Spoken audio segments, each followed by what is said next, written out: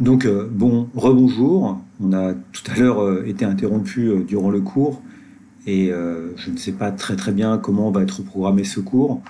Donc, il y a 2 heures de cours qui n'ont pas pu être effectuées aujourd'hui et comme je n'ai pas l'habitude de perdre trop de temps, j'ai décidé de continuer ce cours tout seul dans mon bureau et de mettre donc cette vidéo sur YouTube pour que vous puissiez vous-même retravailler cette partie et pour qu'on puisse effectivement avancer comme c'est prévu. Donc on va continuer. On était arrivé à cette question-là de McDonald's. Alors voilà, on reprend un petit peu doucement. On avait commencé à expliquer les choses, hein. Donc on nous explique dans l'énoncé que McDonald's est une entreprise qui a une certaine structure de bilan. On nous informe sur la structure de ce bilan, hein. Donc je vous redis la manière dont je le note de manière rapide. Vous voyez que à ce bilan, on a un actif et un passif. On nous explique que le levier initialement est de 0,1. Donc un levier de 0,1, c'est quelle structure? Ça veut dire que pour 1 milliard d'euros ou 1 euro de capitaux propres, vous avez 10 centimes de dette, d'accord? Donc voilà la structure exprimée par ce L égale 0,1. Et donc, bien sûr, ceci correspond à un actif économique d'une valeur de 1,1. Ensuite, on nous explique que précisément le bêta des actions, ici, donc des capitaux propres, c'est le bêta des actions, est de 0,8, que le bêta de la dette, s'il s'agit d'une dette certaine, est de 0, c'est une approximation qu'on fera souvent, et la question de savoir, que se pose, c'est de savoir ce qu'est le bêta U, c'est-à-dire le bêta, le contenu en risque économique en fait de l'actif de McDo. Donc on a la fameuse formule dont on a déjà parlé, hein. Vous voyez que on sait que le bêta U, c'est une moyenne pondérée, exactement comme le RCPMC, comme le RU, c'est une moyenne pondérée des bêtas qui figurent au passif de l'entreprise. Donc pondéré par quoi? Pondéré par la part, évidemment, de chacun des capitaux propres et des dettes dans la structure du bilan. Donc on a 1 divisé par 1,1, c'est la part des capitaux propres, multiplié par 0,8. Et puis vous voyez que, bien sûr, la dette, elle représente une certaine fraction aussi, qui est celle-ci, mais comme son bêta est égal à 0, ça ne joue aucun rôle. Et si vous calculez le bêta U, vous divisez 0,8 par 1,1. Donc c'est un calcul que j'ai fait. Alors attention, j'espère que je ne vais pas me tromper, on l'avait déjà fait. Et on trouve que ça nous donne 0,73. Vous avez compris que finalement, bien sûr, le bêta U, il se retrouve, il infuse en fait dans les capitaux propres et dans la dette. Si vous avez beaucoup de capitaux propres, bah, c'est quelque chose qui va augmenter le bêta des capitaux propres, qui va les rendre plus risqués parce que vous concentrez le risque dans les actions. Maintenant, on nous explique ensuite que McDo change son levier. Donc le levier était de 0,1, d'accord, et on passe à un levier de 0,5. On passe à un levier de 0,5. Donc voilà le nouveau levier en rouge, je vais le mettre en rouge, c'est ce nouveau levier. Donc, alors, un nouveau levier comme ça, bah, le bêta U, lui, il est inchangé, et vous voyez que vous avez cette relation entre le bêta des capitaux propres et le bêta U. Le bêta des capitaux propres, on a écrit ici, hein, on a vu la formule, c'est le bêta U plus L fois, exactement c'est la forme du levier appliqué au bêta, plus L fois la différence entre le bêta U et le bêta D, d'accord? Bon, et comme trivialement le bêta D est égal à 0 ici, vous voyez que ça fait 1 plus L fois le bêta U. Donc vous trouvez ici que c'est égal à 1,5 fois le bêta U. Et donc le bêta U, on l'a calculé précédemment, c'est 0,73.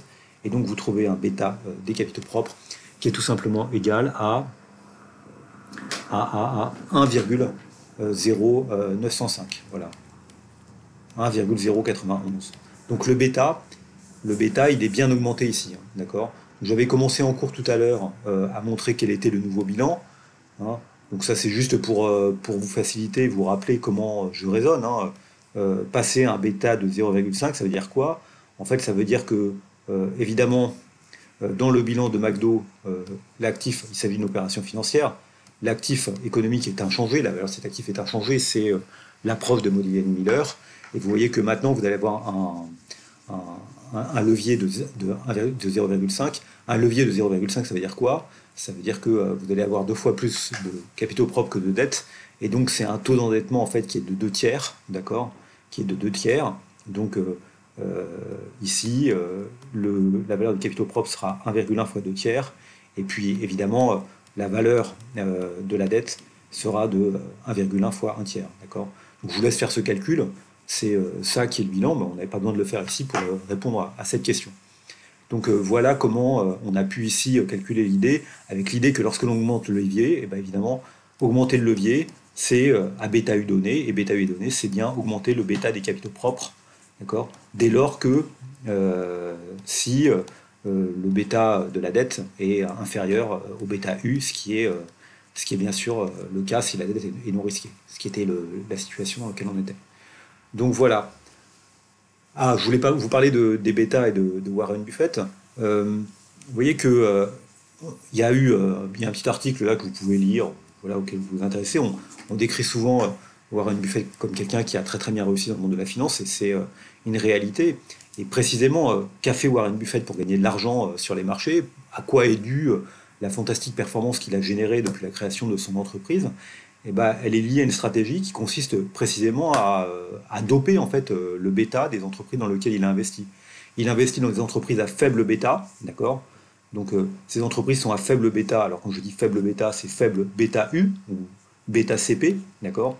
C'est des entreprises qu'on appelle quelquefois des entreprises plutôt value, dans le sens où elles sont relativement peu risquées, elles sont aussi relativement peu endettées alors qu'elles pourraient l'être davantage. Donc elles ont un bêta des capitaux propres qui est faible. Et il a investi lui-même, non pas forcément en endettant l'entreprise dans laquelle il a investi, c'est ce que ferait plutôt un fonds de private equity, mais lui, il a investi en ayant des stratégies de levier, c'est-à-dire lui-même, en s'endettant lui-même en quelque sorte. Et évidemment, bah, en faisant ça, en s'endettant lui-même et en mettant en œuvre lui-même des stratégies de levier, bah, il a augmenté le bêta il a augmenté le bêta des actions, et c'est comme ça qu'il s'est enrichi ou qu'il a enrichi ses actionnaires. Alors vous me direz, mais ok, très bien, enfin, il a augmenté, mais il a augmenté aussi le risque qui est associé à ces entreprises. Donc, on devrait aussi le retrouver dans ses résultats. En fait, il profite aussi d'une anomalie de marché qui est que euh, les entreprises value sont d'abord sous-valorisées sur les marchés, enfin, en tout cas, elles étaient sous-valorisées sur les marchés. Donc, c'est plutôt des entreprises qui sont plutôt bon marché, donc il ne va pas payer très très cher. Et puis, en fait, il y a beaucoup d'investisseurs qui, sur les marchés, des investisseurs institutionnels, ne peuvent pas s'endetter, n'ont pas la possibilité de s'endetter, notamment les fonds de pension. Les fonds de pension ne peuvent pas pratiquer des stratégies de levier.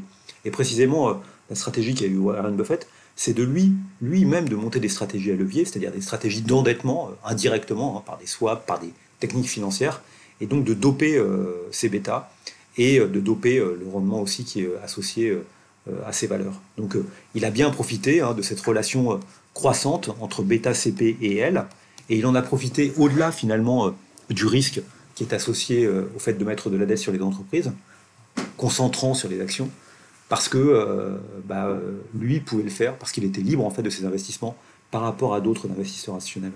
Donc je vous conseille d'aller lire ce petit article pour montrer que Berkshire Hathaway, bah, c'est une stratégie, et c'est une stratégie qui, sur le marché coté, s'assimile un peu à ce que tentent de faire les fonds de private equity, qui eux opèrent sur des marchés non cotés, en ayant des stratégies d'endettement par les fameux LBO, les leverage buyout. Là, cette fois, bah, Buffett, il a investi en ajoutant de la dette. Donc c'était juste une petite incidente. Voilà. Alors, je continue dans mon exposé. Donc, on n'a pas beaucoup parlé jusqu'alors des liquidités qui sont détenues par les entreprises. Donc, on va voir sur un exemple simple. Hein, si vous réfléchissez à ce qu'est une liquidité, en fait, une entreprise qui détient des liquidités, qui détient du cash dans sa caisse, vous pouvez le voir de deux manières. Soit vous pouvez dire que effectivement il possède un actif, donc à gauche de son bilan qui est un actif liquide, effectivement c'est une bonne manière de voir, et puis à droite il aura ses capitaux propres et sa dette. Soit vous pouvez aussi dire que de toute façon posséder une trésorerie c'est exactement comme posséder une dette négative. Et donc une entreprise qui s'est endettée à hauteur de 1 milliard d'euros pour garder les 1 milliard dans ses caisses, c'est comme si elle ne s'était pas endettée, elle est capable de rembourser sa dette instantanément. Du coup, du point de vue de l'actif économique et du bilan économique, c'est la manière dont on veut le présenter. On va plutôt mettre la question du cash du côté droit du bilan, c'est-à-dire au passif. Pourquoi? Parce qu'on veut que sur le côté gauche, il n'y ait que l'actif économique de l'entreprise, ce qui constitue son activité indépendamment de ses décisions financières. Bien sûr, le fait de maintenir un, du cash à l'intérieur de l'entreprise, c'est bien une décision financière. Donc c'est assez logique en fait de raisonner effectivement, comme on le dit ici, en termes de dette nette et d'inscrire les titres sans risque, les liquidités à droite sur le bilan pour que à gauche figure véritablement un actif que l'on qualifie d'économique, qui correspond en fait à l'activité de l'entreprise, à son activité réelle en quelque sorte. Donc on va tout de suite voir ça sur des exemples, vous allez vite comprendre. Hein. Exemple ici, on nous explique que voilà, Microsoft est une entreprise qui, euh, qui a une capitalisation boursière de 300 milliards. Donc pareil, hein, tout de suite le premier réflexe quand on lit quelque chose comme ça, c'est d'écrire son bilan. Donc j'y vais, j'essaie d'écrire son bilan plutôt en noir. Donc voilà, j'essaie d'utiliser toutes les informations qu'on me donne. Hein. Donc ces informations, c'est une valeur des actions qui est de 300 milliards, d'accord, donc c'est en milliards de dollars, des disponibilités des placements sans risque qui sont de 60 milliards et aucune dette. Donc, vous voyez, en fait, ce que je dis là, c'est que dire qu'on n'a aucune dette mais qu'on dispose de 60 milliards, c'est comme si on avait 60 milliards de dette négative. Et donc, immédiatement, on en déduit que l'actif économique, celui qui correspond véritablement à l'activité de Microsoft, son activité réelle en quelque sorte, hein, est bien de 240 milliards, et on va présenter le bilan de cette manière-là. Du coup, vous comprenez aussi que le levier ici, d'accord, le levier en fait de Microsoft, c'est ce que je mets ici, hein, ce levier initial, dans cette situation initiale, L0, bah, ce levier, il est de moins 1 cinquième. C'est un levier qui est négatif, d'accord. C'est un levier qui est négatif, puisque vous avez moins une unité de cash pour 5 unités de capitaux propres. Donc on a un levier qui est négatif, et tout ce qu'on a vu, on peut le faire tous nos calculs avec un levier qui est négatif. Donc on nous explique ensuite qu'en novembre 2004, Microsoft verse un dividende exceptionnel de 32 milliards d'euros. Donc qu'est-ce qui va se passer? Je le mets en rouge ici. Hein. Ça veut dire quoi verser un dividende exceptionnel de 32 milliards d'euros? Ça signifie juste puiser dans ses réserves, donc les 60 milliards qu'on a en cash, pour les rendre aux actionnaires. Donc évidemment, ce qui va changer ici, c'est que on va utiliser les 60 milliards, donc on va déduire 32 milliards, donc il va rester que 28 milliards de cash, donc ça c'est le nouveau chiffre. Évidemment, le bilan, l'actif économique, lui, sera inchangé. C'est pour ça que c'est intéressant de raisonner en termes d'actif économique. Il va être inchangé, il va rester à 240. Et immédiatement, vous voyez que, si les choses doivent rester à l'équilibre, il faut que le, il faut que pardon, que la valeur des capitaux propres, elle, descende à 268. Et bien sûr, c'est quoi ce 268? 268, bah, c'est très simple. Hein. Précédemment, nos actionnaires, détenaient 300 milliards, d'accord. Il y avait des actions qui avaient les 300 milliards. Et en fait, suite à la distribution de ce dividende, bah, ces 300 milliards vont se transformer en 28 milliards, 32 milliards, pardon, de cash que vous versez instantanément. Donc ils ont des billets pour 32 milliards. Et puis le reste, c'est des actions qu'ils continuent à détenir. Évidemment, ces actions qu'ils continuent à détenir valent 268 milliards. Donc on voit comment s'est déformé le bilan. Hein. Vous voyez, l'actif économique est inchangé. Par contre, il y a une opération financière qui a consisté à distribuer un dividende. Ça a réduit les capitaux propres. Et donc, évidemment, ça a réduit les capitaux propres. Et donc ça a augmenté le levier, puisque ça a consisté à endetter davantage l'entreprise, à augmenter son endettement, même si c'était un endettement négatif, réduire ses réserves. Donc le levier économique, lui, il est passé à moins 28 sur 268. D'accord. Donc quel est l'effet sur le levier économique? Le levier économique valait moins 1 cinquième, moins 0,2. D'accord. Et bien ce levier, il va augmenter, il va rester négatif, mais il va augmenter, il va passer à moins 28 sur 268, et moins 28 sur 268, je l'ai calculé ici, si je ne me trompe pas, c'est moins 0,1045, donc c'est évidemment une légère hausse du levier. Quel est l'effet sur le bêta des capitaux propres? Bah, vous avez compris, hein, ma formule, en fait, telle que je l'applique avec le bêta U ici, et le bêta CP, et puis le bêta D, est valable aussi en raisonnant en termes de trésorerie, en termes de dette nette, et donc le bêta U, lui, il est toujours inchangé, hein, il est lié, ce bêta U, il est lié ici à l'activité de l'entreprise, d'accord. Donc lui, il n'a aucune raison de se modifier, d'accord. Et ce qui va être modifié, c'est la manière dont ce bêta U se partage entre les capitaux propres et la dette, et donc ça va modifier les capitaux propres. On a la fameuse formule dont on a parlé, d'accord, la formule du levier appliqué au bêta. Le bêta CP, c'est tout simplement le bêta U plus L fois le bêta U moins le bêta D. D'accord. Donc c'est bien sûr 1 plus L fois le bêta U.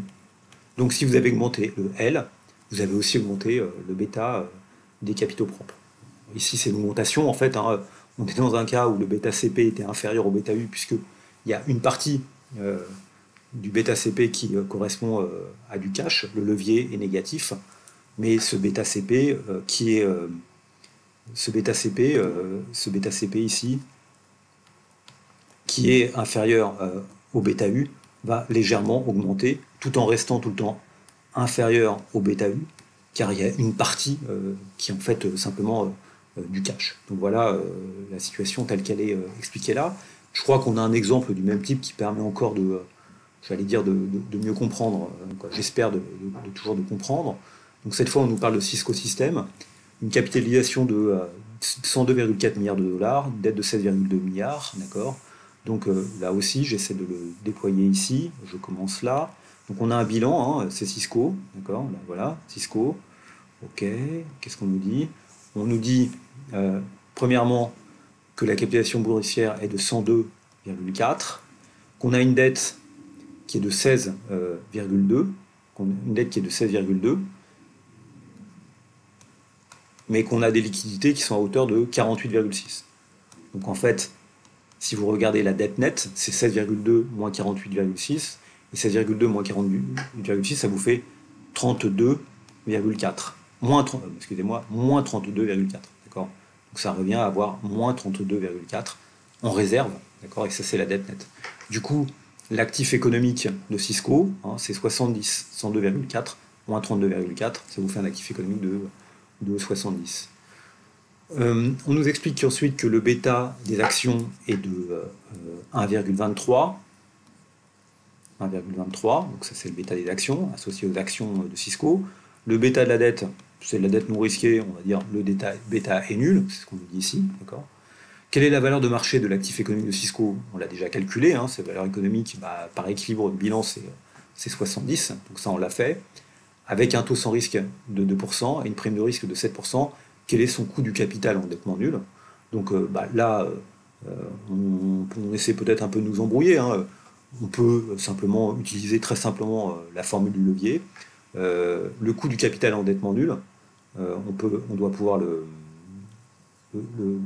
calculer simplement. Ce coût du capital en endettement nul, c'est... ah oui, non, excusez-moi. Pour calculer le coût du capital en endettement nul, en fait, ce dont on va avoir besoin, c'est de calculer le bêta U. D'accord. Donc quel est le bêta U qui est associé à ça? Donc le bêta U, c'est une moyenne pondérée par la structure de la dette, du bêta CP et du bêta D. Donc le bêta U, il est égal à quoi? Il est égal à la part des capitaux propres, donc 102,4 dans la valeur de la firme, multiplié par le bêta des capitaux propres, 1,23, plus la part de la dette. Donc la dette, rappelez-vous, elle est négative, d'accord, divisé par 70. Mais comme le bêta est égal à 0, en fait, ça ne joue pas de rôle. Donc ce qui va rester juste, c'est on va déterminer un bêta U, qui est ici, 102,4 multiplié par 1,23 divisé par 70. Et si je ne me suis pas trompé dans le calcul, j'ai trouvé quelque chose qui est à peu près égal à 1,8. Hein. Donc le bêta U, là aussi, ce bêta U, il est à cette valeur, et vous voyez que le bêta U est plus fort que le bêta CP parce que la dette est négative. C'est le même cas que ce qu'on avait précédemment, parce que l'entreprise détient du cash. Donc ensuite, une fois qu'on a ça, on peut calculer le coût du capital en endettement nul. Comment on fait? On applique la formule dite du CAPM. Vous savez que le coût du capital en endettement nul, le RU, c'est égal au RF, d'accord? C'est-à-dire, c'est RU moins RF, c'est la prime de risque, enfin la prime de risque associée à un endettement nul, plus bêta U fois la prime de risque de marché. Et la bêta U, la prime de risque de marché, c'est quoi? C'est RM moins RF. Cette prime de risque de marché, c'est 5%. Donc voilà. Donc le résultat, c'est ça. C'est 2% plus 1,8 fois 5%. Donc ça nous fait, si je ne me trompe pas, ça nous fait 1,8 fois 5%, ça fait du 9%. Donc ça fait 11%. Voilà le résultat, le coût du capital endettement nul dans ce cas-là. Ok, donc je peux continuer. Donc structure financière, gare aux illusions. Donc essayez de compter le nombre de pattes de ce de cet éléphant. C'est juste une manière de mettre en avant une illusion. Regardez-le, c'est un peu compliqué, j'ai moi-même du mal à les compter. Donc on passe évidemment à ce qu'on doit faire ici. Alors là, on fait quelque chose qui est intéressant, je trouve, qui est la question du bénéfice par action espéré. Quel est l'effet sur le prix des actions? On va donner cet exemple-là, endettement et bénéfice par action. On va comprendre un peu plus profondément un phénomène important. On nous explique qu'on a une entreprise qui est financée par capitaux propres exclusivement. Son résultat net anticipé est de 10 millions d'euros par an. Et cette entreprise a émis 10 millions d'actions qui valent chacune 7,5 euros. Donc, en fait, bien sûr, si elle a émis 10 millions d'actions qui valent chacune 7,1 millions d'actions et qu'elle est non endettée, elle est financée par capitaux propres exclusivement, on comprend tout de suite que sa valeur, c'est 75 millions d'euros. Hein. C'est 10 millions multiplié par 7,5. 10 millions divisé par 7,5. Et puis ce qu'on comprend aussi, c'est que voilà, elle fait un bénéfice qui est, qui est de 10 millions, qui est de 10 millions par an, et elle a 10 millions d'actions. Donc euh, son bénéfice par action, c'est quoi? C'est 10 millions d'euros, d'accord? Son résultat net anticipé, son résultat net anticipé, cette entreprise, c'est une entreprise qui n'a pas d'endettement. Donc ce qu'on appelle ici le résultat net anticipé, en fait, c'est ce qu'on appellera ensuite peut-être son EBIT ou son excédent brut d'exploitation. On y reviendra un peu plus tard dans l'avancée du cours. Mais en tout cas, ce bénéfice par action espéré, donc c'est une espérance qu'on calcule, c'est 10 divisé par 10, et donc c'est 1 euro. C'est 1 euro. Et 1 euro, je notais comme ça, c'est un bénéfice espéré. C'est un bénéfice qu'on espère. Donc quand je dis qu'il est espéré, bah, je mets cette notation pour signifier que c'est un bénéfice qu'on espère pour le futur. C'est une espérance qu'on a, E0, à la date 0, concernant le niveau du bénéfice. Ensuite, on peut se demander, et là je pose cette question, quel est le rendement des capitaux propres de cette entreprise? Bah, ce qu'on étudie implicitement dans cet énoncé, c'est une entreprise qui est une entreprise qu'on appellera une entreprise permanente. Ce que je veux dire par là, c'est que jusqu'alors, on a étudié souvent des entreprises qui vivaient sur deux périodes. Des entreprises qui vivaient sur deux périodes. Ici, on va faire comme si on étudiait une entreprise, et c'est implicite dans l'énoncé, ce qui n'est pas toujours évident, c'est une entreprise qui est une entreprise permanente, c'est-à-dire une entreprise qui vit sur un grand nombre de périodes, et peut-être possiblement une infinité de périodes. Une infinité de périodes. Donc, comme on ne nous donne pas tellement plus de renseignements, chaque année, ces entreprises vont faire 10 millions par an, d'accord, par an, donc on ne dit pas que ça augmente, on dit que finalement, ce bénéfice espéré, c'est non seulement ce qu'il fait l'année 1, mais plus généralement l'année T et toutes les dates de T égale 1 à l'infini. C'est ce que vous pouvez récupérer à toutes les dates en espérance. Vous espérez que ça va rester à ce niveau-là de 10 millions par an avec 10 millions d'actions. Et l'action de l'entreprise vaut 7,5. Donc, si ces bénéfices sont distribués, l'entreprise est dans un état en quelque sorte stationnaire, elle gagne chaque année 10 millions, et d'une manière ou d'une autre, elle rend à ses actionnaires, puisqu'elle n'a pas d'autre chose que des actionnaires, 10 millions par an, 1 euro par action. Donc ça veut dire quoi? Ça veut dire que dans ce cadre-là, vous voyez, ce que peut espérer un actionnaire, ce qu'il peut espérer, c'est quoi? C'est 1 plus le rendement du capital propre. C'est juste, il possède quelque chose qu'il a payé 7,5 euros, et on peut penser que ça va rester à 7,5 euros. C'est un état stationnaire en quelque sorte. Et pour chaque 7,5 euros, il va toucher 1 euro de earning, ou 1 euro de bénéfice, ou 1 euro de dividende par an, on ne sait pas encore trop. Mais on a l'idée que le rendement des capitaux propres, du coup, est égal à 1 divisé par 7,5. J'ai fait ce petit calcul, 1 divisé par 7,5. Ah bah non, je ne l'ai pas fait, donc je peux tenter de le faire ici. 1 divisé par 7,5, c'est égal à, je sors ma calculette un peu sophistiquée, ça me donne quoi? 1 divisé par 7,5, c'est égal à...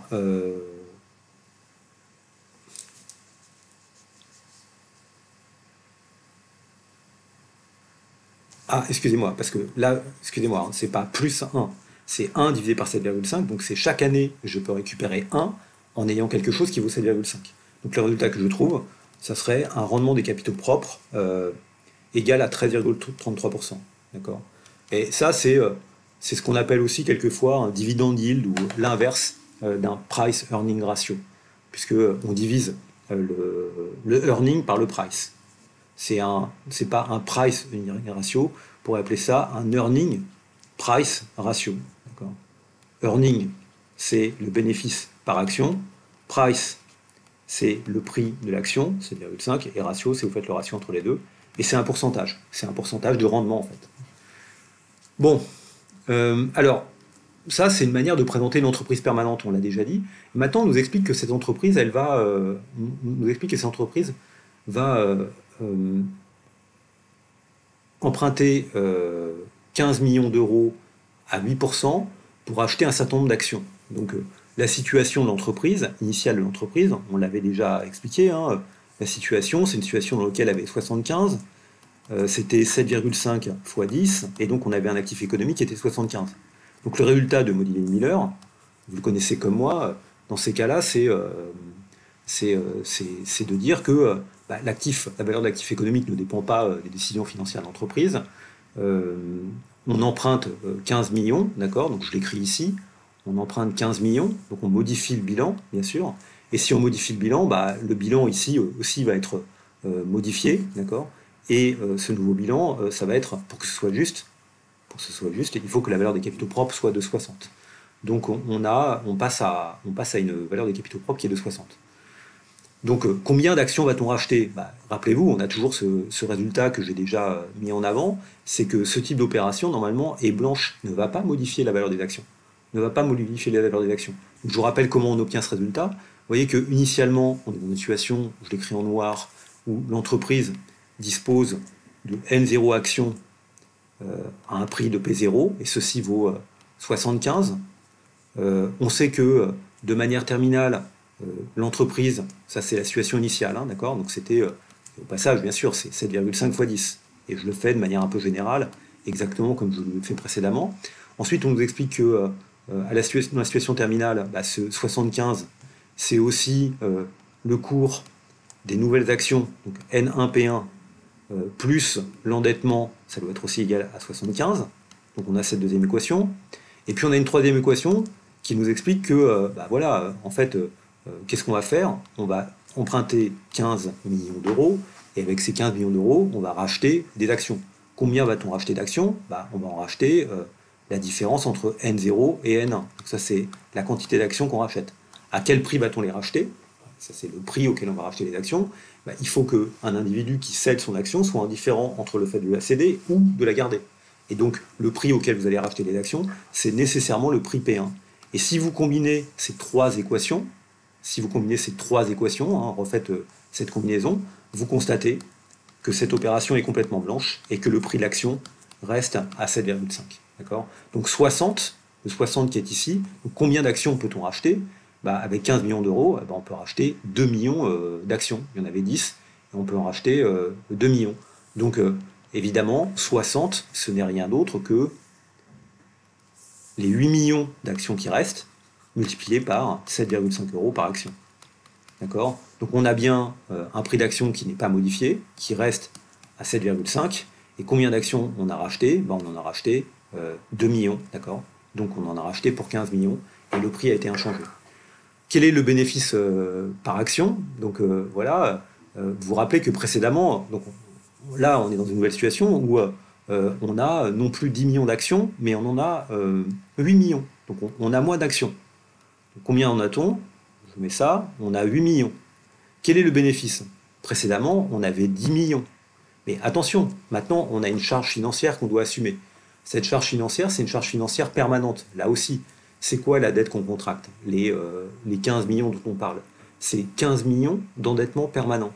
Et donc 15 millions d'endettement permanent, c'est comme si c'était une dette qu'on ne remboursait jamais, mais chaque année, par contre, on rembourse la charge d'intérêt de la dette. C'est pas qu'on la rembourse, c'est qu'on paye la charge d'intérêt de la dette.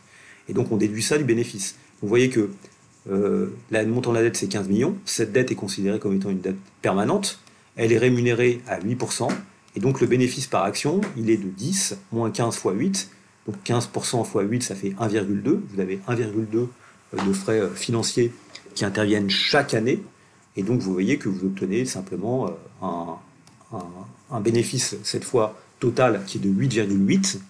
10 millions moins la charge financière correspondant à ces 15 millions, divisé par 8, et vous obtenez un bénéfice par action qui est de 1,1. D'accord ? Donc précédemment, le bénéfice par action était de 1, et là, ce bénéfice par action, il augmente, il est de 1,1.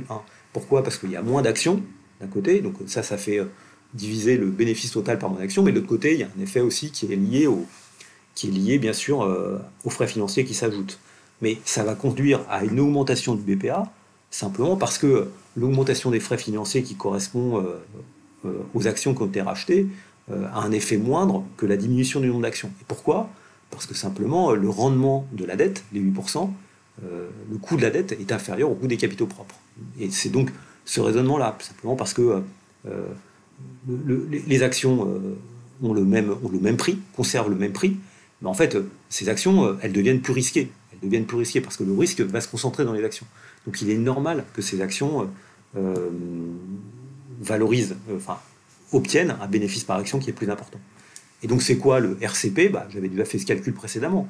J'avais expliqué qu'une bonne manière de calculer le RCP, c'était sur une entreprise permanente de prendre le bénéfice par action espéré, d'accord, et puis le diviser par le prix de l'action. Donc évidemment, ici, vous voyez bien, le prix de l'action ne s'est pas modifié.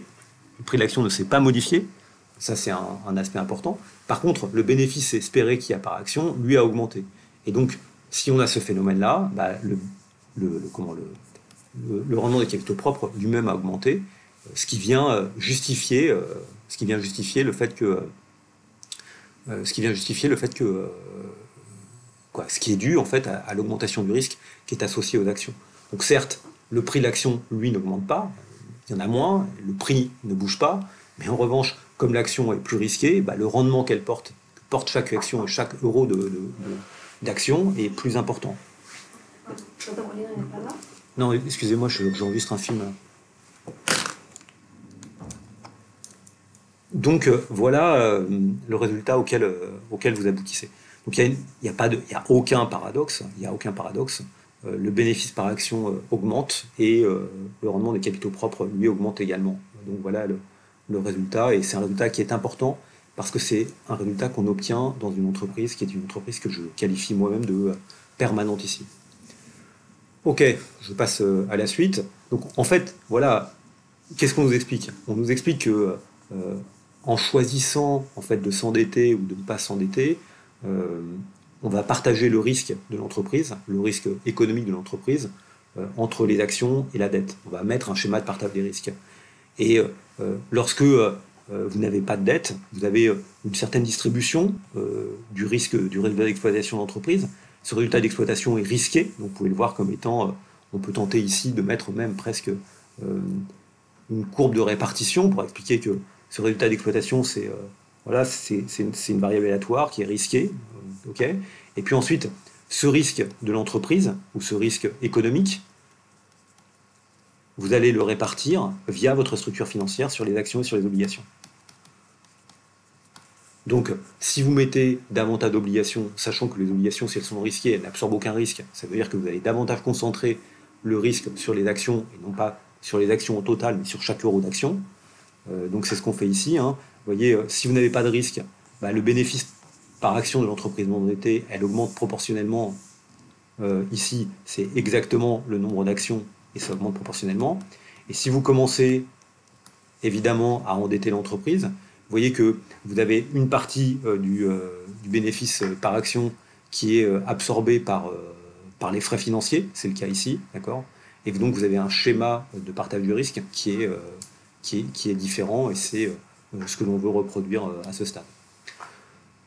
Donc voilà, bon, on est peut-être allé un peu vite, mais c'est ça le poids qui est important, c'est que effectivement, en jouant sur l'endettement de l'entreprise, vous allez jouer sur la distribution du bénéfice par action, et bien sûr, ce qui nous a intéressé dans l'exemple précédent, c'est de calculer l'espérance de ce bénéfice par action, et si le prix de l'action n'est pas modifié, ce qui est le cas, 7,5, et on sait que c'est jamais modifié, puisque c'est le résultat qu'on a vu qui est quand même un résultat très très fort, évidemment, le rendement des capitaux propres augmente, et donc ça signifie que l'espérance de bénéfice par action, lui, doit également augmenter pour compenser les gens du risque qu'ils prennent, les actionnaires du risque qu'ils prennent vis-à-vis notamment des investisseurs qui ne sont pas des actionnaires. Voilà. Augmentation de capital et dilution. Donc, certains pensent à tort que l'émission d'actions dilue le capital de l'entreprise et qu'il convient donc de lui préférer l'endettement. Bon, c'est un phénomène dont on a déjà parlé. L'émission d'actions dilue le capital de l'entreprise, donc convient donc de lui préférer l'endettement. Donc on va voir que c'est faux. Diluer le capital, si on émet des actions, on a l'impression que ça va faire baisser le prix des actions. C'est le résultat qu'on avait déjà vu précédemment. C'est qu'en fait, quand vous émettez davantage d'actions et que vous réduisez l'endettement de l'entreprise, ça ne fait pas augmenter le prix de l'action, ce modèle simple de Modigliani Miller, dans lequel il n'y a pas de fiscalité. Donc évidemment, après, il y a plein d'autres arguments pour expliquer que si, ça peut le fait de vendre des actions de l'entreprise, d'imprimer des nouvelles actions, ça peut modifier le prix des actions, mais c'est un résultat qui est valide parce qu'il y a de la fiscalité, parce qu'il y a des imperfections, parce qu'on n'est plus dans le cadre de Modigliani Miller. Et donc nous, on avait ce résultat spectaculaire qui nous expliquait que, en fait, fondamentalement, le prix de l'action ne dépend pas, ni dans un sens ni dans l'autre, du nombre d'actions en circulation. Il reste tout le temps le même, P0 est égal à P1. Donc on va revoir cet exemple-là sur Air Sud, une compagnie d'aviation. Vous savez que c'est le moment d'en parler, puisqu'on a 2 compagnies qui viennent de faire faillite en France. Donc regardons cet exemple tel qu'on nous le décrit. On nous présente une société qui est Air Sud, qui n'a aucune dette, et qui a des capitaux propres avec 500 millions d'actions, chacune valant 16 euros. Donc si je présente, et c'est toujours le bon réflexe, le bilan initial de la société Air Sud, qu'est-ce que j'ai? J'ai Air Sud, voilà, donc je présente cette situation. Je mets d'abord ce que j'ai comme information sur Air Sud. Donc Air Sud, il a 500 millions d'actions, chacune valant 500 euros, donc il a 8000. Il a 8000, Air Sud a 8000 de capitaux propres. 500 multiplié par 16. Ou, si vous préférez, 500 multiplié par 16, c'est-à-dire en fait 8 milliards, 8 milliards de capitaux propres. Donc, à ce passif, c'est ce qu'il doit, à quoi il a utilisé ça égalise son actif économique. Donc, voilà la situation initiale de Air Sud. Donc 8 milliards d'actifs et 8 milliards de passifs. On nous explique que Air Sud va acheter des avions. Donc si Air Sud achète des avions, il va acheter des avions par action. Donc que va-t-il se passer? La situation est la suivante. Il achète des avions. Donc évidemment, acheter des avions, un avion c'est quelque chose qui s'ajoute à son actif économique, d'accord, puisque c'est quelque chose qui va venir renforcer son actif économique. Donc je l'inscris là en rouge. On a 8000 ici. Et donc, nécessairement, ça va impliquer un milliard, ça fait 1000 millions. Donc, ça va impliquer des valeurs de capitaux propres qui va passer à 9000. À combien d'actions ça va correspondre? C'est la question qui est posée. Donc, pour répondre à cette question, on a toujours le même réflexe à avoir. Et je pense que je l'ai déjà fait, donc je vais le refaire. Je vais le refaire ici. Vous voyez, on est dans une situation où, initialement, notre entreprise, elle dispose de 8000 actions, 500 x 16, c'est ça, d'accord? La situation terminale, on est dans une situation où, effectivement, si on doit équilibrer le bilan économique, l'entreprise va avoir un actif économique qui vaut 9 milliards, donc qui va être à 9000, donc on a ces 2 équations-là. Et puis on a une troisième équation qui est l'équation de financement de l'entreprise. L'entreprise émet des nouvelles actions, donc elle en émet combien? Elle en émet N1 multiplié par moins N0. À quel prix elle les émet? Elle ne peut les émettre qu'au prix de marché. Et donc au prix de marché, une fois qu'elle a annoncé son opération. Avec cette opération-là, son objectif, c'est d'acheter des avions. Donc c'est acheter pour 1 milliard d'avions. Voilà. Elle doit émettre un nombre d'actions qui lui permet d'acheter 1 milliard d'actions. À quel prix elle les émet? Elle les émet au prix de marché. Et le prix est tout simplement égal à, à 1000. Et donc, vous voyez que la première équation nous dit que N0P0 c'est égal à 8000, la deuxième nous dit que N0P0 c'est N1P1 c'est égal à 9000, et donc finalement, vous voyez que si vous combinez ces 2 équations, vous voyez que N1P1 moins N0P0 c'est aussi égal à 1000. Et donc, immédiatement, vous en déduisez que la seule possibilité, c'est que P1 soit égal à P0. Et donc, le prix de l'action, lui, est inchangé. Donc, combien faut-il émettre d'actions? Les actions, elles restent à 16 euros. elle reste à 16 euros. Donc, combien d'actions faut-il émettre? Vous voyez que il faut que N1 moins N0, ce soit égal à 1000, puisque c'est ce qu'on va récupérer, divisé par 16. Donc 1000 divisé par 16. 1000 divisé par 16, ça me semble que ça va faire 66,66, c'est ça, si je ne me trompe pas. C'est 66,66. Et 66,66, donc on avait initialement 500 millions d'actions. Bah maintenant, N1, on en a 566,66. Et donc le fait d'avoir émis des nouvelles actions, bah, c'est quelque chose qui n'a pas changé la valeur des actions en question. Ça n'a pas changé la valeur des actions en question. Donc c'est mon idée, gare aux illusions. Donc voilà comment moi je le présente avec mes petites équations. Je pense que c'est vraiment la bonne manière de raisonner, surtout sur cette équation-là, qui est vraiment très importante à comprendre, qui est l'idée que le nombre d'actions qu'on va émettre, N1 moins N0, à quel prix on va les émettre? On va les émettre de manière à ce que les nouveaux actionnaires payent les mêmes droits, et payent le même prix que les anciens actionnaires, enfin en tout cas le même prix, le même droit. Et donc les nouvelles actions, elles sont bien sûr émises au cours des anciennes actions, et donc à P1. Donc nécessairement, ça implique cette égalité, hein, simplement en combinant ces deux équations. Donc voilà ce qui va se passer. On va passer d'une situation où on va avoir 566 millions d'actions en circulation. Okay, donc c'est ce qui doit être fait ici. Ah, c'est pas 566,6. Vous voyez, il faut toujours se méfier des calculs. J'ai toujours un petit peu vite. Hein. Je me suis trompé. Ça, c'est pas 1000 divisé par 16. C'est pas 66,66, mais c'est combien? C'est 1000 divisé par 16. Ah. C'est 62,5. Excusez-moi, je suis vraiment désolé. J'étais un peu vite. On le voit sur la correction après. Donc je corrige ici. Ça fait 562,5. Ok, donc on peut passer à la page suivante, où précisément cet exemple est expliqué peut-être d'une autre manière, peut-être de manière plus littéraire, c'est ce que vous pouvez trouver dans le manuel. Donc moi je ne vais pas continuer à commenter le nouveau manuel. Voilà, vous vendez 62,5 à 16 millions, vous récupérez 1 milliard, et donc voilà comment est modifié le bilan de l'entreprise. Voilà comment est modifié le bilan de l'entreprise. Alors il y a peut-être une petite différence ici, hein, c'est que effectivement ils mettent les 1000 peut-être en trésorerie parce que on n'achète peut-être pas instantanément les avions, ou ils considèrent que les avions sont liquides. Bon, soit vous pouvez appeler ça la trésorerie, soit vous pouvez appeler ça les nouveaux avions qui sont un nouveau capital pour l'entreprise. D'accord? C'est pas... De toute façon, vous avez bien vu, hein, quand l'entreprise qui desservait l'Algérie a fait faillite, Aigle Azur, et bien que Aigle Azur, ces avions, ça y est, c'est des avions qui étaient en leasing, ou qui étaient en location, donc ce n'est pas des avions qui étaient possédés par l'entreprise, pour lesquels elle payait des frais financiers, et ça y est, ils sont déjà repartis à leurs propriétaires. Donc les avions, c'est un capital qui est vraiment très très liquide, et qui se revend très facilement sur le marché de l'occasion. Donc dire que c'est du capital, c'est de la trésorerie ou des avions, c'est la même chose. Hein. Voilà. Mommy Forever. Alors, principe de conservation de la valeur sur les marchés financiers. Bon,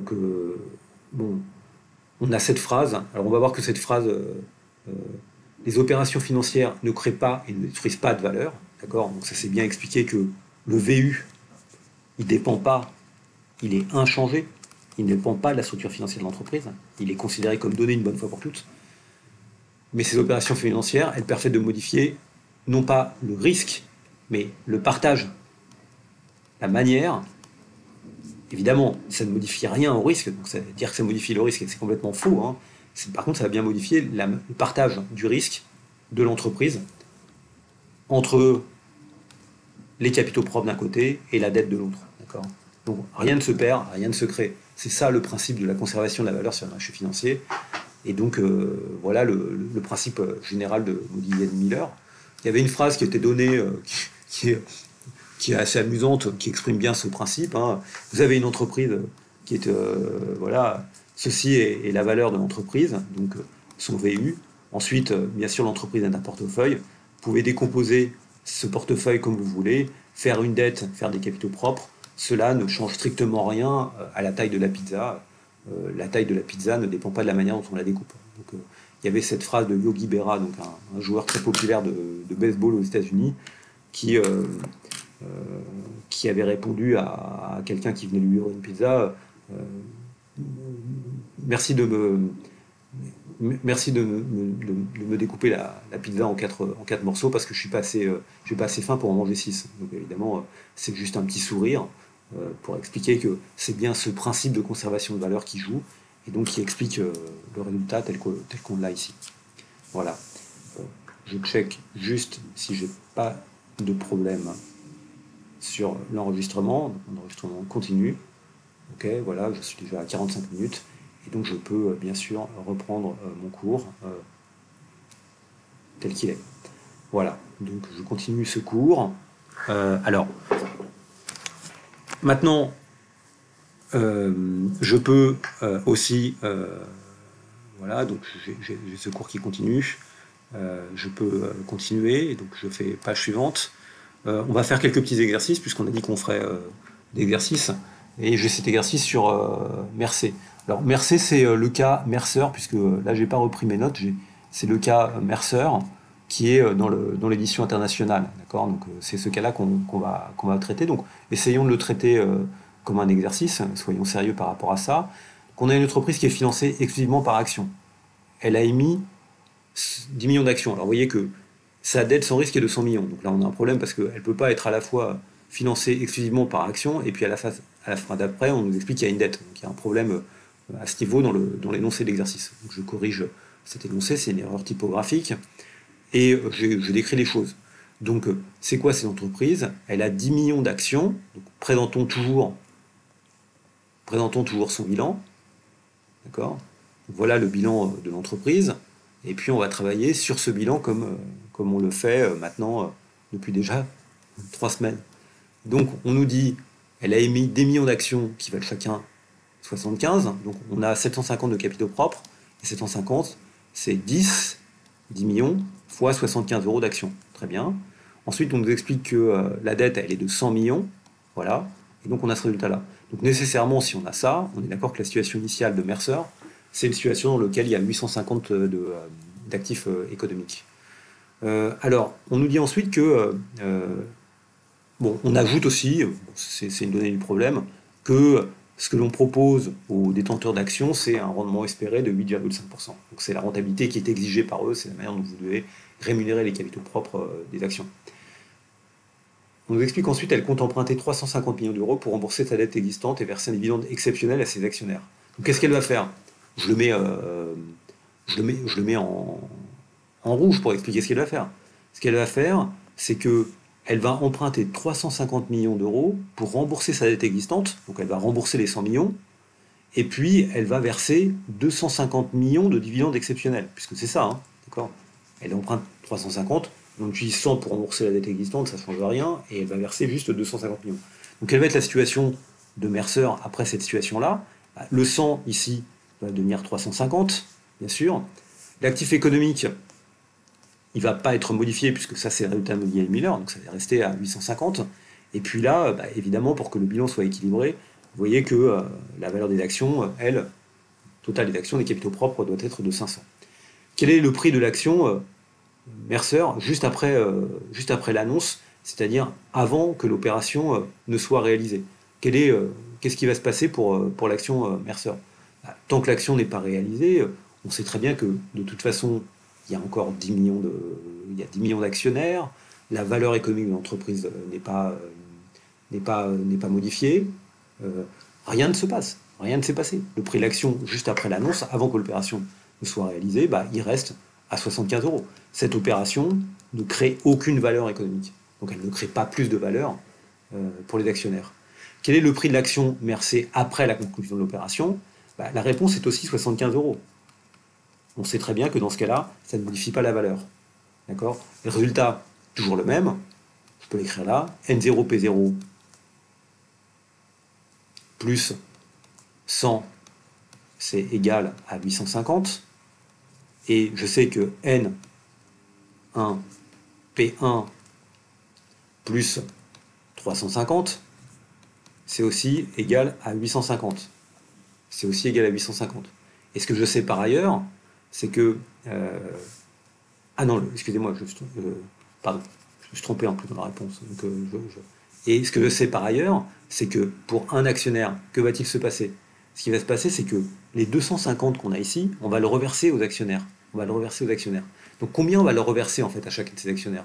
Ces actionnaires, ils seront encore 10, ils seront encore 10 millions, puisqu'on n'a pas racheté d'actions. C'est pour ça que j'étais un peu vite en besogne, je n'ai pas été suffisamment concentré.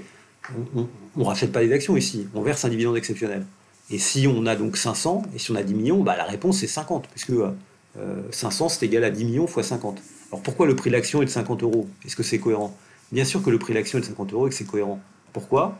Parce que maintenant, avant, vous aviez une action qui valait 75 euros, et maintenant, vous êtes un actionnaire, on vous a versé un dividende exceptionnel, puisqu'il y a 10 millions d'actionnaires de 250 millions, donc ça fait 25 euros par action, et puis à la fin, vous possédez une action qui vaut 50 euros. Et donc, vous êtes complètement indifférent à cette opération. Donc, bien sûr, le prix de l'action, il descend comme le montant des dividendes. Donc, ça vaut 50 euros. Donc, la réponse est 50 euros. Si le taux d'intérêt sur la dette initiale de Mercer est de 4,25% et que le taux d'intérêt sur la dette est de 5%, donc vous voyez parce que la dette devient plus risquée, donc si elle devient plus risquée, c'est tout simplement lié au fait que ces dettes absorbent une partie du risque, et donc il y a un risque de faillite, hein, sinon le taux d'intérêt n'augmenterait pas, ça vous met dans la zone de faillite, on a appelé ça comme ça. Quelle est la rentabilité exigée par les actionnaires après l'opération? Bah, pour cela, il faut calculer le nouveau RCP de Mercer. Donc, de combien était l'ancien RCP de Mercer? Bah, en fait, pour ça, il faut calculer le RU de Mercer. C'est quoi le RU de Mercer? Je le mets là. Le RU de Mercer, c'est la moyenne pondérée, c'est aussi son coût moyen pondéré du capital. D'accord? Et initialement, ce coût moyen pondéré du capital, il valait quoi? La situation initiale, c'était une situation dans laquelle vous aviez 750 sur 850 de capitaux propres. On vous avait indiqué gentiment que ces capitaux propres étaient rémunérés à hauteur de 8,5%, plus de la dette, 100 divisé par 850, multiplié par combien? Par 4,25%. Donc ça, c'était le RU initial de Mercer. Si vous faites ce calcul-là, j'ai dû le faire quelque part, j'espère en tout cas, vous aboutissez, me semble-t-il, à un RU, oui effectivement, j'aboutis à un RU qui est de 8%, d'accord? Exactement de 8%. Ça fait exactement 8%. Donc en fait, ici, le RU correspondant à mes 850, donc le rendement de l'actif économique, c'est tout simplement 8%. C'est ça le RU. Donc une fois que j'ai le RU, je peux calculer bien sûr le nouveau rendement des capitaux propres dans la nouvelle situation. Je le mets aussi en rouge, c'est peut-être un peu confus, mais si vous me suivez bien, vous allez arriver à le faire. Le rendement des capitaux propres, c'est quoi? Bah, c'est toujours la même définition, c'est le RU plus le levier multiplié par le RU moins RD. Célèbre formule du levier. Donc ici, ça va nous faire combien? RU 8%, plus L, c'est combien le nouveau levier? Le nouveau levier, c'est 350, c'est le niveau de la dette maintenant, divisé par 500. Donc c'est ça le levier. Multiplié par RU moins RD, et RU moins RD, c'est 8% moins 5%. Donc ça fait 8% plus 350 sur 500 multiplié par 3%. Et ceci, je trouve, si je ne me suis pas trompé non plus dans l'exercice, ça me permet de trouver un RCP qui est de 8,69%. Voilà, et donc c'est ça, la rentabilité exigée après l'opération, c'est 8,69%. Et bien sûr, ça a augmenté, tout simplement pour la raison qu'on a déjà vue. On concentre davantage de risques sur les actions, et donc ça fait augmenter le RCP. C'est quelque chose qui peut être un peu ambigu, parce que n'oubliez pas que en augmentant la dette, on rend la dette plus risquée, et donc on transfère aussi une partie du risque sur la dette. Mais en même temps, elle reste quand même moins risquée que les actions, et c'est ce qui explique que la rentabilité des capitaux propres doit augmenter pour que la prime de risque augmente et que les actionnaires acceptent de détenir des actions qui sont en moyenne plus risquées. Donc voilà le résultat tel que je l'obtiens. Voilà. Ok. Nouvel exercice. Alors cet exercice, c'est l'exercice qui correspond aussi, me semble-t-il, dans l'édition internationale, qui est sur l'édition internationale, qui est sur un cas qu'on appelait leverage bank, je crois. Donc ça doit être l'exercice 27 ou de l'édition internationale du chapitre 14. Donc, vous pouvez aller le voir, d'accord. Et là, on s'intéresse à une banque.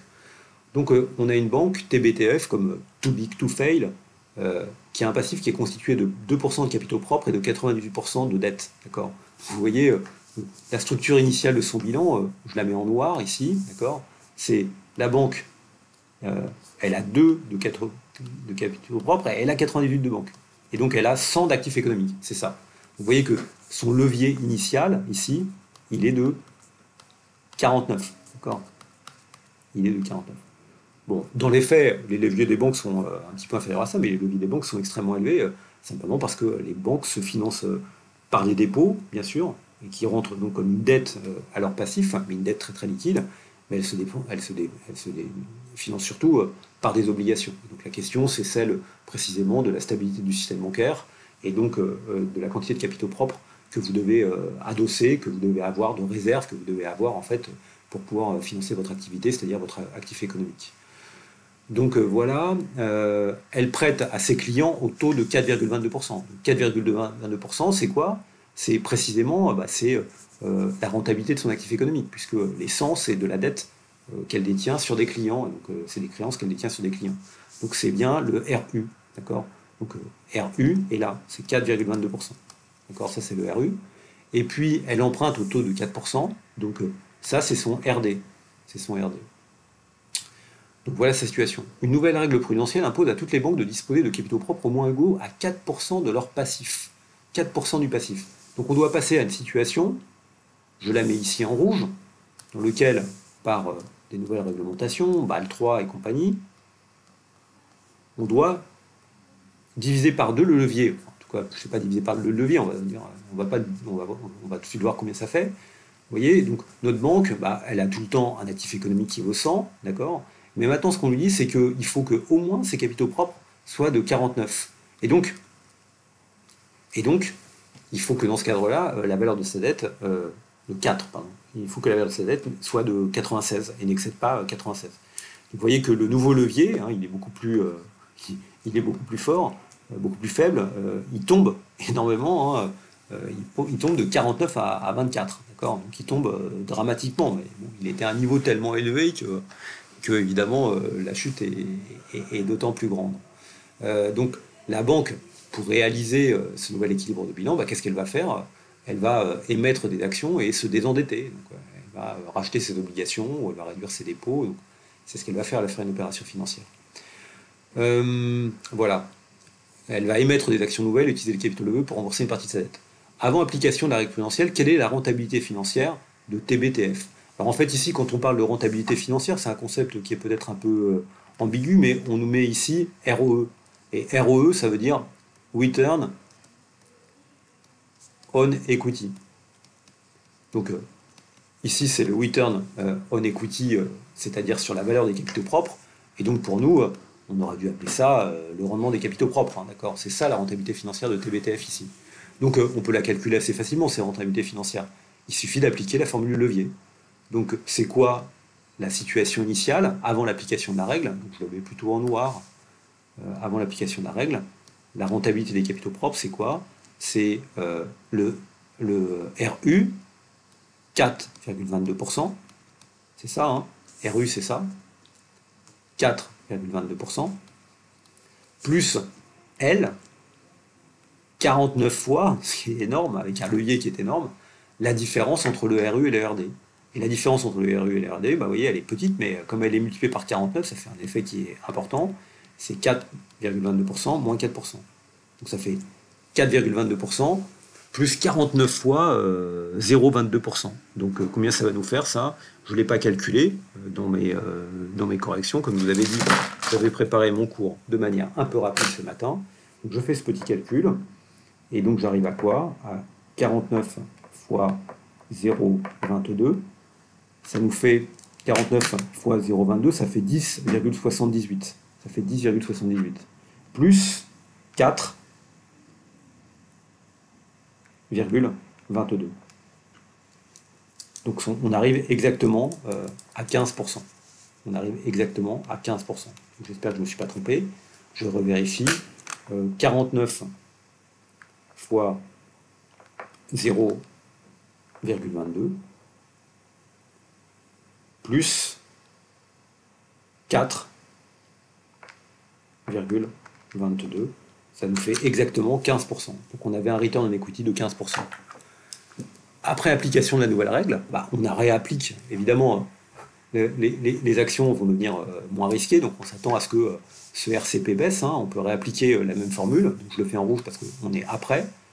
Donc cette fois, c'est le RCP, c'est 4,22%, toujours la même chose, c'est le RU, plus, alors on nous explique que visiblement le coût de la dette ne change pas, d'accord, il reste à 4%, donc ça reste de la dette non risquée, puisqu'il n'y a pas d'être modifié, il pourrait un petit peu baissé parce que la dette est un petit peu moins risquée, mais plus 24 fois, puisque le levier est de 24, fois 0,22. Donc qu'est-ce qu'on obtient comme résultat?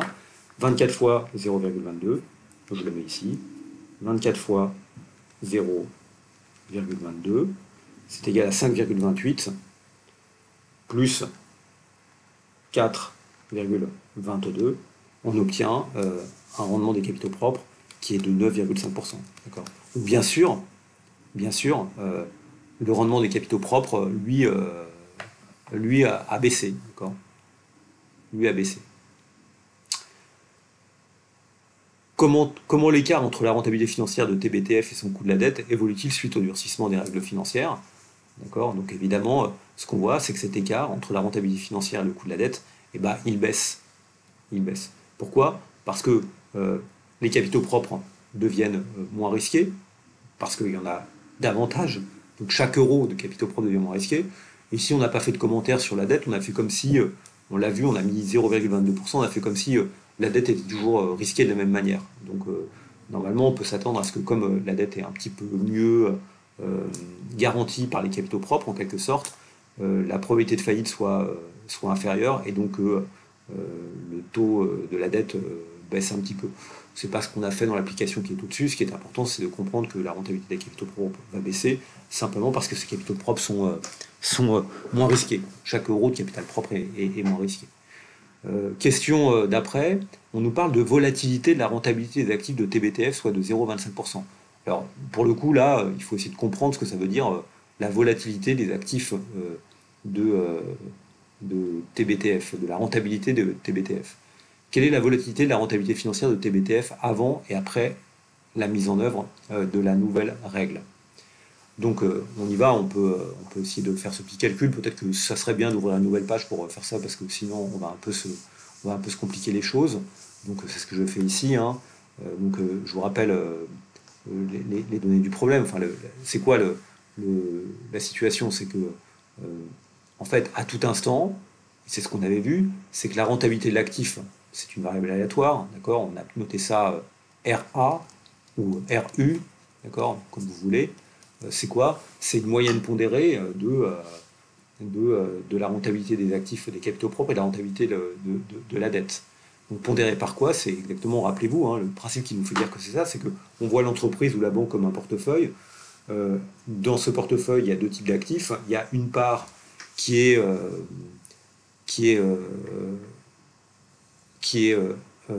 1 sur 1 plus L, où L est le levier qui correspond en fait à des capitaux propres, et puis on a une part qui correspond à de la dette. C'est L divisé par 1 plus L du return de la dette. D'accord? Donc vous avez ce résultat-là.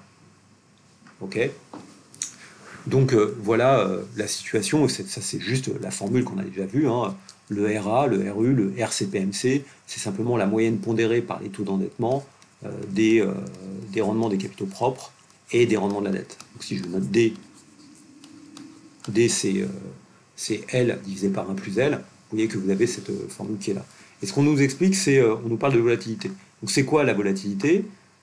La volatilité, c'est simplement, c'est une variable aléatoire, RA, Donc on a vu, on peut calculer son espérance, c'est ce que j'ai appelé petit r, mais on peut aussi calculer sa volatilité, c'est-à-dire la racine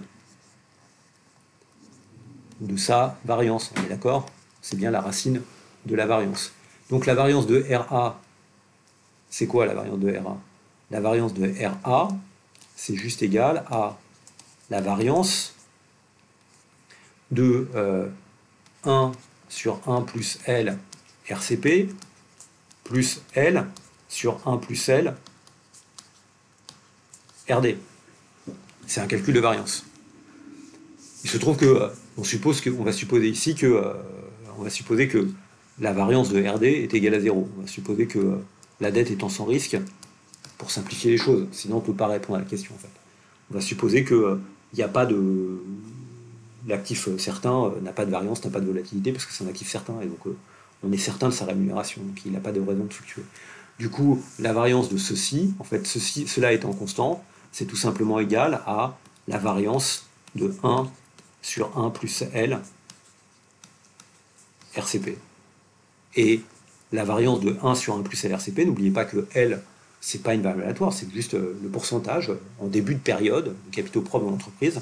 Cette variance, vous appliquez le fait que la variance est un opérateur quadratique, ça fait 1 sur 1 plus L, la variance de RCP. Et évidemment, si vous faites ce même calcul sur l'écart type étant la racine de la variance, vous en déduisez que le sigma de RA est égal à 1 sur 1 plus L, le sigma de RCP. Ou encore que le sigma de RCP n'est rien d'autre que 1 plus L, le sigma de RA. Alors on a l'impression que la volatilité mesure le risque. En fait, c'est pas exactement le risque, c'est la volatilité. Dans la volatilité, il y a du risque qui vient du marché et puis de la volatilité qui vient de l'extérieur du marché. Donc, c'est un petit peu différent les notions de risque et de volatilité. En tout cas, ce qui est vrai, c'est que si on se rapporte à la question qu'on nous a posée, c'est quoi? On nous dit, supposons que la volatilité de la rentabilité d'actifs de TBTF soit 0,25. Quelle est la volatilité de la rentabilité financière de TBTF avant et après la mise en œuvre de la nouvelle règle? Donc on a 0,25%, on a 0,25% de volatilité. Donc c'est 1 plus L multiplié par 0,25%. Donc dans un premier cas, avant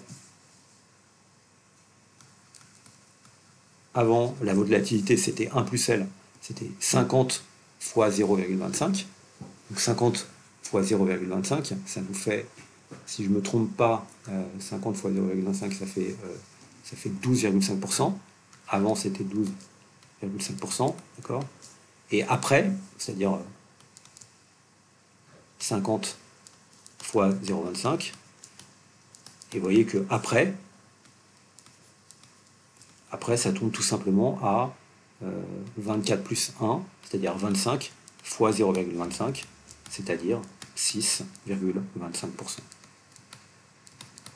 Et donc, la volatilité a baissé, ça veut dire en quelque sorte que le risque qui est associé aux actions de la banque, les actions de la banque sont moins volatiles. Les actions de la banque, c'est pas les actions de la banque, la rentabilité des actions de la banque sont moins volatiles. Encore le risque est plus faible. Et donc c'est ça aussi qui explique que le rendement des capitaux propres est aussi un petit peu plus faible, parce qu'il y a moins de volatilité du coup du cours, non pas du cours, mais du rendement des actions de la banque en question. Dernière question, puisqu'il me semble qu'il y avait une dernière question. La réduction de la rentabilité financière de TBTF suite à son augmentation du capital réduit-elle l'attractivité de TBTF pour les investisseurs? Donc on a bien vu ce qui se passe, c'est qu'on est d'accord que si on réfléchit à cette question, on a deux choses qui sont, c'est que d'un côté, on a un RCP qui baisse, puisqu'il passe de 15% ici à 9,5%, donc on a l'impression que 1 euro est moins rémunéré, mais bien sûr, cet euro, il est moins risqué. Et donc, et c'est bien ça l'idée de Miller, c'est que cet euro est moins risqué, et donc il est normal qu'il soit moins rémunéré en termes de prime de risque. Et nos actionnaires ont le choix de se débarrasser, de réarranger leur portefeuille, de prendre davantage d'actions de la banque tout en se débarrassant de dettes de la banque en question, et donc ils sont totalement indifférents. Et c'est bien ça la logique de Montgomery Miller, c'est que les investisseurs, par leurs propres actions, peuvent totalement démonter les actions qui sont prises par la banque, C'est-à-dire que lorsque la banque vend des actions supplémentaires, elle vend des actions et elle rachète des obligations, donc elle vend des capitaux propres et elle rachète de la dette, les investisseurs ils peuvent racheter des actions nouvelles et puis vendre la dette et leur bilan sera totalement inchangé. Donc ils sont totalement indifférents à ça, puisque moins de rentabilité des capitaux propres, c'est moins de volatilité des capitaux propres. Et voilà, et donc c'est juste, il n'y a pas de modification, donc il n'y a pas de réduction de l'attractivité parce que, bien sûr, en même temps, la volatilité de ces capitaux propres, elle baisse, et elle baisse exactement de manière à totalement compenser les deux mouvements. Logique de modeling est là. Voilà un petit peu cet exercice intéressant et qui a une connexion avec le cours de banking, économie bancaire. Ok, je continue. Donc on a traité cet exercice-là, donc ça on ne sait pas, on l'a déjà fait. Et puis on va passer maintenant à cet exercice qui est aussi intéressant. C'est le cas Yerba. Donc le cas Yerba, vous pouvez aussi le retrouver dans l'édition internationale, International Edition. Il s'appelle exactement Yerba. Le cas Yerba, donc vous cherchez dans les exercices Yerba, Yerba case. Ok, j'ai plus le numéro ici, je l'ai pas noté. Donc on lit l'énoncé. Yerba n'a aucune dette. Alors je regarde, c'est l'exercice 20 me semble-t-il. Yerba n'a aucune dette. Le bêta de l'action est de 1,2 et sa rentabilité espérée est de 12,5%. L'entreprise décide de s'endetter au taux sans risque de 5% pour acheter 40% de ses actions. Les marchés des capitaux sont parfaits. Donc, on pourrait présenter les choses de la manière suivante au départ. Hein. On pourrait dire, voilà, vous avez une entreprise, Yerba, elle commence comme ça. Elle commence avec une structure extrêmement simple de son bilan, où elle a pas de dette. Donc, pas de dette, c'est, hop, 1 de capitaux propres, et puis elle a une valeur économique de 1. Elle a une rentabilité espérée de 12,5%. Donc 12,5%, c'est ce que moi j'ai appelé le RU. D'accord ? C'est ça 12,5%. C'est le RU. RU égale 12,5%. Donc ça, on sait que ça ne va pas être modifié par les structures financières, par les modifications de structures financières de l'entreprise. Elle décide de s'endetter au taux sans risque de 5% pour acheter 40% de ses actions. Donc elle va passer à quelle structure ? Elle va passer à une structure où, je le mets là en barrant, le 1 va rester le même et le 12,5% lui va être totalement changé. Par contre, elle va racheter 40% de ses actions et donc elle va passer à une situation où elle aura 0,6 d'actions et où elle aura 0,4 d'obligations ou de dettes. On nous demande quel est le bêta des actions Yerba après l'opération. On nous avait parlé d'un bêta qui était de 1,2. Donc pour réussir à retrouver le bêta des actions Yerba après l'opération, il nous faut utiliser la formule du bêta. C'est la première question, hein. C'est la question 1. D'accord ? Ce qu'on sait, c'est qu'il faut d'abord calculer le bêta U. On n'a pas calculé le bêta U. Alors au début, elle n'a pas de dette. Donc évidemment, la situation elle est très simple. Au début, dans la situation initiale, le bêta U, c'est égal au bêta CP, c'est 1,2. Donc on a déjà trouvé ici le bêta de l'actif économique de l'entreprise. Et puis ensuite, pour trouver le nouveau bêta des capitaux propres, il faut appliquer la formule du levier, appliquer cette fois à la nouvelle structure. Vous avez le bêta capitaux propres, c'est égal au bêta U, 1,2, plus le levier. Le levier ici, il vaut combien ? Il vaut 0,4 sur 0,6, donc c'est 2 tiers. De quoi ? De 1,2 moins, je suppose que la dette est sans risque, donc le bêta de la dette est de 0, d'accord ? Donc ça fait 1,2 plus 2 tiers de 1,2. Donc ça fait 2. C'est la réponse à la question. 2. Quelle est la rentabilité espérée par les actionnaires après l'opération ? Donc là aussi, vous pouvez appliquer la formule du levier. La rentabilité des capitaux propres après l'opération, c'est le RU. C'est le RU. Donc ce RU, il vaut 12,5%, plus le levier, 2 tiers, multiplié par la différence entre le RU et le R2. Le RD, 12,5%, moins 5%. Donc ça fait combien ça ? Ça fait 2 tiers de 7,5%. 2 tiers de 7,5%, c'est 5%. Donc ça nous fait 12,5% plus 5%, c'est-à-dire 17,5%. Donc la réponse ici, pour moi, c'est 17,5%. C'est pas pour moi, c'est 17,5%. Je dis pour moi parce qu'après, je trouve que la cohérence de l'exercice est un peu mise à mal par son énoncé. Donc je vais être un peu critique par rapport à cet exercice. Ensuite, on nous explique que le bénéfice par action espéré était avant l'opération de 1,5 euros. Et donc, en nous disant ça, on nous explique que Yerba est une entreprise que je vais appeler entreprise permanente. C'est-à-dire, le bénéfice espéré, c'est, si on ne donne pas plus d'éléments, c'est un bénéfice qu'on espère à la période 0 et qu'on espère se perpétuer, en fait, à toutes les dates, de 0 à l'infini. Et donc, on fait comme si l'entreprise était une entreprise permanente. C'est pas une entreprise qui met ses décisions sur 2 périodes. Et dans le cours, en fait, on a tout le temps ces 2 cas. Après, on verra qu'on a peut-être d'autres cas, mais ces 2 cas caricaturaux d'une entreprise qui a 2 périodes ou une entreprise qui a une infinité de périodes. Donc ici, c'est plutôt une entreprise permanente. C'est une entreprise permanente. Et on nous dit que c'est 1,5 euros.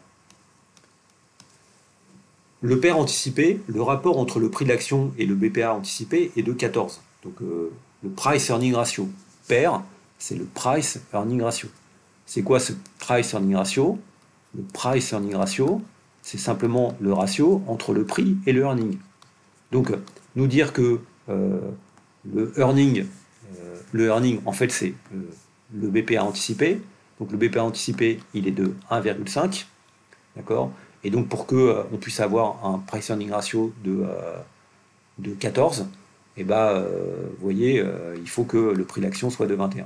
Et donc, ce qu'on nous indique ici, en fait, c'est que le prix de l'action, on en déduit là, que le prix de l'action est de, initialement, au départ, le prix de l'action était de 21. D'accord? Donc, je mets ici P0 égale 21 euros, puisque on a 1,5 par action et un pair de 14, donc la valeur de l'action, c'est 14 fois le bénéfice par action. C'est là où il y a quelque chose qui est un petit peu... enfin, non, j'en parlerai un petit peu plus tard.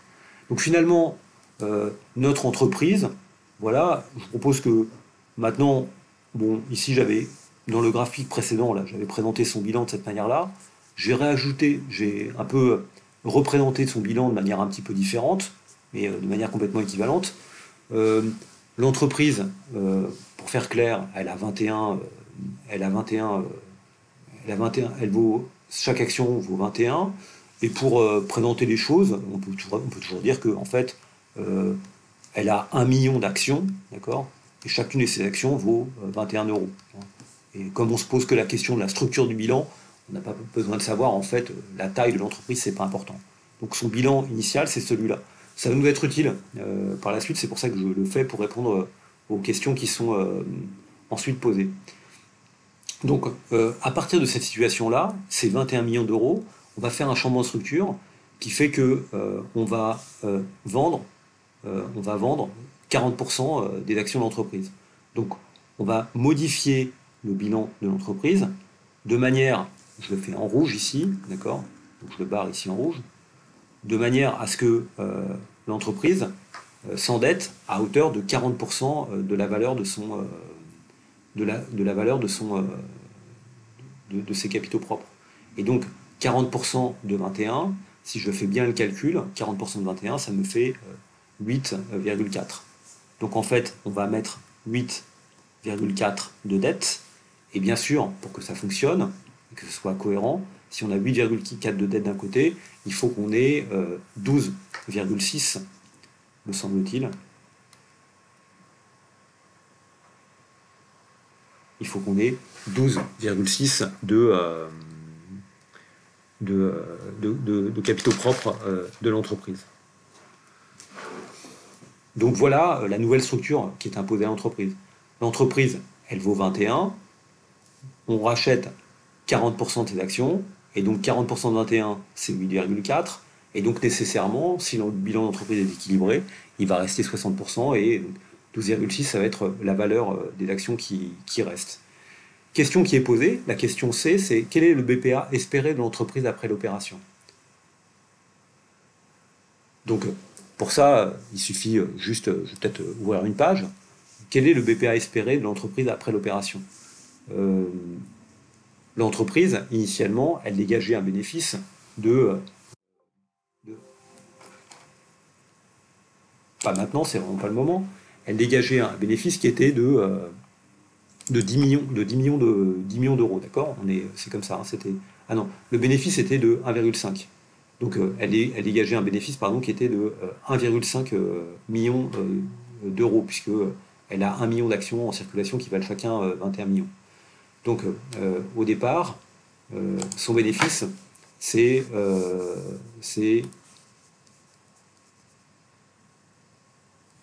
1,5. Donc ça, c'est le bénéfice qu'elle fait au total. C'est le bénéfice espéré. Maintenant, ce qu'on va faire, c'est que, évidemment, elle va avoir une charge de la dette qui va s'ajouter à ce bénéfice espéré, en fait, qui va venir réduire le bénéfice espéré, puisque elle va avoir une dette qui est à hauteur de, j'ai indiqué, c'est 5,8, de 8,4. 8,4, c'est 8,4 millions de dettes. Et la charge de cette dette, ben, on a expliqué que le taux d'intérêt sans risque était de 5%. Et donc, elle a une charge de la dette, c'est-à-dire un montant d'intérêt qu'elle va devoir payer à chaque instant, qui est de 8,4 fois 5. Et ce bénéfice total, ça c'est son bénéfice total après l'opération, elle a 1,5, elle continue à avoir 1,5 de résultat de son actif économique. On doit lui enlever ses frais financiers, qui sont 5% de 8,4. Bah, ce bénéfice, il doit se répartir entre un nombre d'actions, bien sûr, qui est inférieur. Combien reste-t-il d'actions? Précédemment, il y en avait 1 million. Il y en avait 1 million. Évidemment, le prix de chaque action n'a pas été modifié, puisqu'on a fait une opération qui est complètement blanche. Hein. Donc, on a racheté, combien a-t-on racheté d'actions? On en a racheté 400 000, d'accord? On a racheté 400 000 actions. Donc, ce qui reste en circulation comme action, c'est 600 000 actions. Donc, je mets ici 600 000 au dénominateur. On est passé de 1 million d'actions à 600 000 actions, et le bénéfice qui était de 1,5 million au total, maintenant, bah, il se répartit sur une base d'actions qui est un peu plus faible. Et bien sûr, il faut défalquer à ces 1,5 million les frais financiers qui sont de 8,5 fois 4 fois 5%. Donc si vous faites ce petit calcul, vous voyez que le montant des frais financiers, il est de 0,3, quoi, 5 fois 8,4, ça nous fait du 5,5 fois 8,4. Voilà, j'ai du mal. Ça nous fait du 40, ça nous fait du 42, d'accord? Donc ça fait 1,05 moins 0,42, donc ça fait du 1,08 divisé par 0,6, et vous pouvez calculer ceci, et vous en déduisez que ça vaut 1,8. D'accord? Donc j'espère que je ne me suis pas trompé dans ce petit calcul. J'ai été un peu vite, je compte sur vous pour le vérifier. Et vous voyez que du coup, le bénéfice par action après l'opération, bah, ce bénéfice, il est passé de 1,5 à 1,8. C'est exactement ce qu'on avait eu précédemment aussi dans le cadre du cours. On avait bien vu que ça augmentait le bénéfice par action, simplement parce que les actions deviennent plus risquées. Enfin, voilà, chaque euro d'action devient plus risqué. Donc le prix de l'action reste le même. Le prix de l'action est toujours de 21, mais simplement chaque action est plus risquée. D'accord? Donc c'est ce qui se passe ici. Voilà, et donc on a un bénéfice par action qui a augmenté ici. Donc on peut revenir à la situation. On nous dit, ce changement est-il profitable aux actionnaires? Ce changement n'est pas profitable aux actionnaires. Évidemment, le bénéfice par action augmente, mais il se trouve que le risque associé à ce bénéfice par action augmente également. Donc on est toujours dans le même dilemme, en fait. On est toujours dans un dilemme où, d'un côté, on augmente le risque, mais et de l'autre côté, bah, il faut davantage le rémunérer. Donc il faut donner plus par action pour une même valeur de l'action. Donc c'est ce qui est indiqué là. Hein. Vous voyez, qu'est-ce qui va se passer? En fait, le price earning ratio, le nouveau, donc, je sais pas, je vais l'appeler 1 pour dire c'est price earning ratio après l'opération. Bah, ce price earning ratio, le price, il reste à 21 et le earnings, il est de 1,8. Donc il faut calculer, il faut diviser 21 divisé par 1,8. 21 divisé par 1,8, je le fais ici parce que je ne l'ai pas préparé. 21 divisé par 1,8.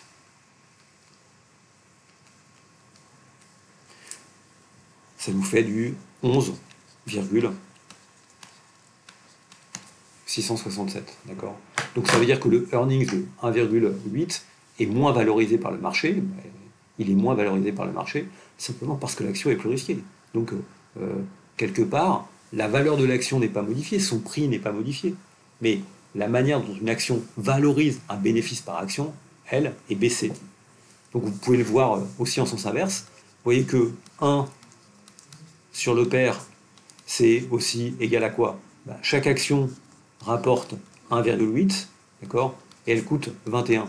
Donc ce 1 sur le pair, c'est en fait le rendement de l'action. Et ce rendement de l'action, il passe à 1,8 divisé par 1,1, ça fait 8,57. 1,8 divisé par 21, ça fait 8,57%. D'accord? Donc c'est ce qu'on peut faire ici. Si vous faites 1 sur x, vous obtenez exactement ce résultat. D'accord? Donc je le fais. Ça nous fait 1,8 divisé par 21. Ça nous fait 8,57%. Et c'est quoi, en fait, ce 1 sur PER1? C'est là où je trouve l'exercice pas très bien fait. C'est que c'est bien ce que va rapporter une action à chaque période, action qui va valoir 21 euros. Donc c'est bien, en quelque sorte, la rémunération que vous promettez aux actionnaires. Et vous voyez que c'est là où il y a une ambiguïté, c'est que précisément, quel était le PER 0? Je vous rappelle que le PER 0, il valait 14. Il valait 14. Et 14, c'était quoi? C'était 1,5 de bénéfice par action divisé par, c'est l'inverse, c'est 21 divisé par 1,5. Donc hop, je le gomme parce que j'ai fait une petite bêtise. C'est 21 divisé par 1,5. D'accord? C'est ça qu'on obtient. Mais vous voyez qu'on peut faire exactement le même raisonnement, c'est-à-dire que 1 sur le PER 0, c'est-à-dire 1 quatorzième, vous pouvez le voir comme étant exactement ce que rapporte une action. Une action, elle rapporte 1,5 en espérance, puisque c'est le bénéfice par action espérée, et elle vaut 21 euros. Donc 1 sur 14, vous pouvez calculer, c'est 7,14%. Et ça aussi, vous pouvez le voir comme étant en fait le rendement des capitaux propres. Alors c'est là où je suis gêné dans l'exercice, c'est que dans la première partie de l'exercice, on vous a fait calculer un rendement des capitaux propres qui est très différent de cette formule. C'est que l'exercice n'est pas cohérent et que donc il n'est pas très bien fait, puisque vous voyez que dans la première partie de l'exercice, on a fait calculer quelque chose qui valait 17,5%. Donc c'est un peu étrange dans un exercice, dans la première partie, vous faire calculer une rentabilité espérée qui vaut 17,5%, et puis après nous expliquer qu'il y a un pair de 14. Voilà, 14 ne correspond pas à 17,5%. Donc il y a dans cet exercice quelque chose qui n'est pas totalement cohérent. Si les choses étaient cohérentes, si l'entreprise était véritablement une entreprise permanente, et c'est comme ça que j'ai corrigé l'exercice, et je ne vois pas comment je peux faire autrement, et dans ce cas-là, le rendement des capitaux propres n'est pas 17,5%, mais est de, ce que j'ai calculé après, je ne me rappelle plus combien c'est, mais de 7,14%, d'accord? Et donc ça ne va pas, c'est pas 17,5%, et ça veut dire que cet exercice, il n'est pas très cohérent. Cet exercice n'est pas très cohérent, d'accord? On peut avoir un peu de scepticisme sur cet exercice en disant cet exercice-là, il mériterait d'être revu, même si ensuite, dans son principe, il est intéressant, mais c'est juste qu'il y a une connexion entre les deux parties. Cela est-il logique? Bien sûr que cela est logique. Hein. Le pair va baisser en passant de 14 à 11, simplement parce que, voilà, encore une fois, l'action conserve le même prix, c'est-à-dire 21 euros, mais est plus risqué. Donc ça veut dire que ce qui est contenu dans l'action, le bénéfice par action, il est plus risqué, donc il est moins valorisé par les marchés parce que les gens n'aiment pas trop le risque, et donc le bénéfice, le pair est plus faible. Et ça, c'est aussi l'essence de Modini-Miller. Donc voilà, je crois que j'ai terminé, si je ne me trompe pas, ce chapitre 14. Je vais vous retrouver la semaine prochaine pour commencer le chapitre 15, à moins que je décide de commencer le chapitre 15 tout de suite ou demain. En tout cas, j'arrête à ce niveau-là ce petit film qui vous permet au moins d'aller jusqu'à la fin du chapitre 14. Donc je vous demande bien sûr de le travailler. Voilà, à très bientôt en espérant qu'on retrouve un amphi, ce qui m'inquiète beaucoup.